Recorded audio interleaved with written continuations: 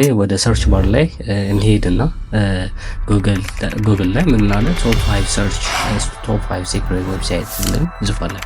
እንደምታዩት የተለያዩ ዌብሳይቶች አሉ።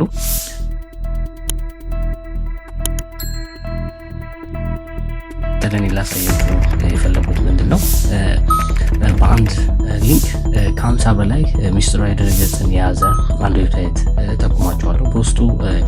በውስጡ በተለያዩ ሀገራት ውስጥ የሚገኙ ሚስጥራዊ ዌብሳይቶች የያዘ ድረገጽ ነው። በውስጡም ነፃ የሆኑ የመጽሐፎች ሊሆኑ ይችላል፣ ሶፍትዌሮች ሊሆኑ ይችላል፣ የተለያዩ ቱቶሪያል ፖይንቶች የምታገኙበት ሳይት ነው።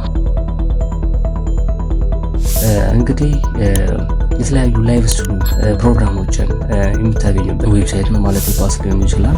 የተለያዩ ላይቭ ስትሪም ያሳያችኋል ማለት ነው። ሌላው ደግሞ የኔትፍሊክስ ፊልሞችን በመታየት ላይ ያሉ ሙቪዎችን የምታገኙበት ድረገጽ ነው ማለት ነው። እንግዲህ ለዚህ ቻናል ደግሞ አዲስ ከሆናችሁ ላይክ፣ ሼር፣ ሰብስክራይብ ማለት ቤተሰብ ነው።